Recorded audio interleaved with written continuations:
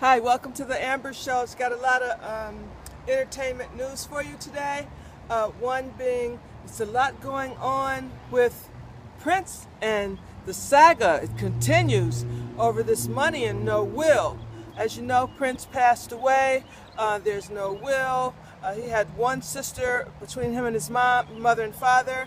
That sister thought that she would be the complete beneficiary, which has turned out his trust can be in money can be up to $1 billion or even more, because he had so many songs.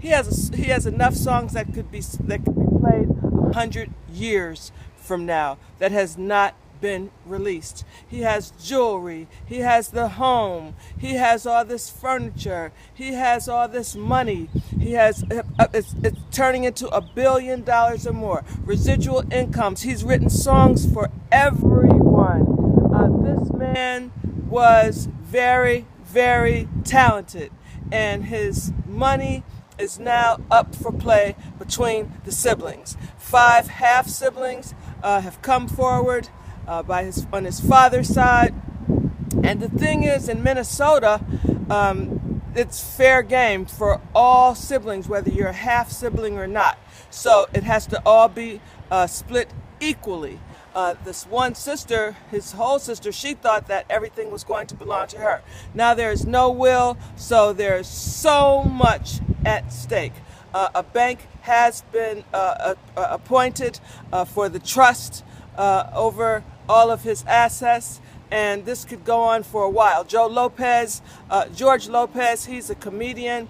He has given one of the siblings some money to help him with his bills, because Prince paid all of his siblings' bills. So now that he's dead, their bills are continuing, and they have no money, and they are counting on all these millions and millions of dollars that's going to come their way, but that's now going to be tied up in courts for no telling how long this can go on. A lot of scandal, a lot of alleged things being said. They've been said that Prince had found out possibly a year or two ago that he was HIV positive, and that now he had been very sick in the last 6 months of his life, especially the last couple of days leading up to his death, where he had to land in his private jet before his destination. Also, if you've ever heard of Sinead O'Connor, she was a very popular singer back in the 90s. She's Irish. She had shaved her head bald.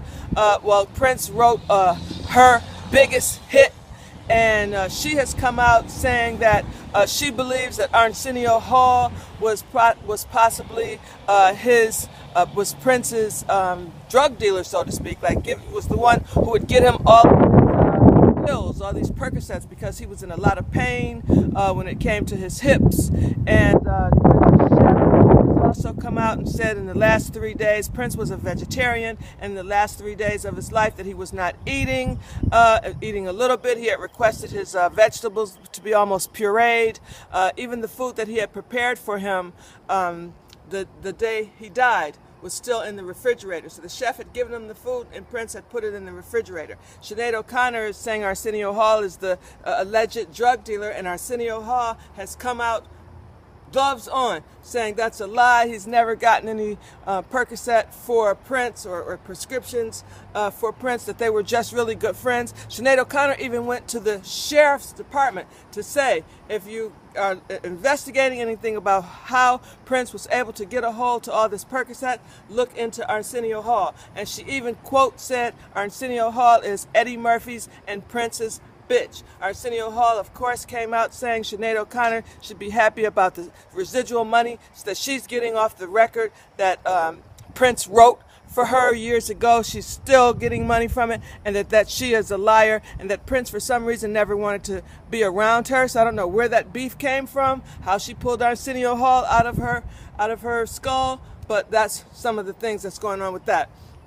Malia Obama, has been accepted at Harvard. Congratulations to her. Their parents did a wonderful job with both of their children. There's so many haters on the internet saying Malia was getting into Harvard just because her parents went there, and that's totally ludicrous. I mean, Obama went there, and he came from humble beginnings, and so did Michelle, came from humble beginnings. So that's totally untrue. Malia's going to take a year off. They call it a gap year nowadays, where you take a year off from college, once you graduate from high school, and then go to college the following year. It's kind of good for her because basically her father will just be getting ready to come out of office in November if she goes to school in September.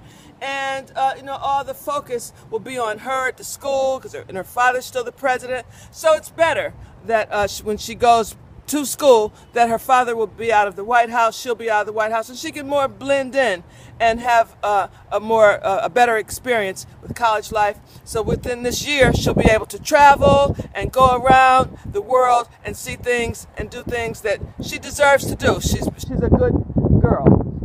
There's a new technology in Japan that's going on right now.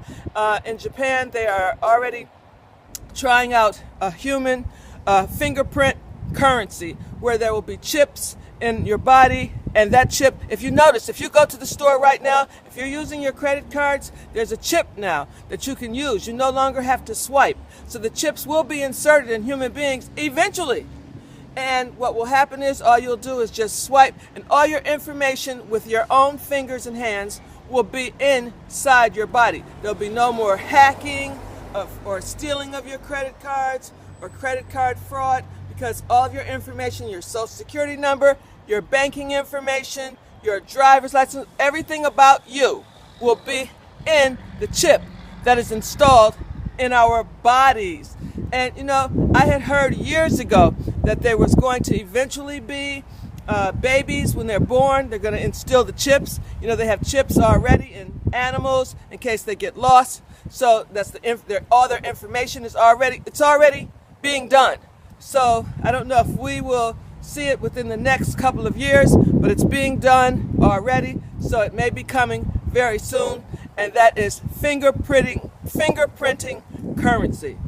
Bashir Gray from Empire is going to play Michael Bivins in the upcoming BET movie regarding the life of New Edition. That will be coming out next year. There's a restaurant in Las Vegas and overseas that is suspended 150 feet in the air on cables. And you guys can look it up on YouTube and see it. The 150-foot cable restaurant. It's crazy. I would never eat there. I didn't even see a bathroom there. So how do you go to the bathroom? But suppose the cables break or anything. But this is where everything is going. Technology is moving fast, and technology is waiting on no one. You got to keep up with everything nowadays. Make sure that you learn as much as you can, absorb as much as you can in your brain. Our brains are sponges, and it's a muscle, so you got to use it. In order to use it, you got to read. So make sure you keep up with everything that's going on so you don't get lost in the sauce. Okay, you guys, have a wonderful day, and thank you for coming to the Amber Shows. I have more entertainment news for you at another time. Bye-bye.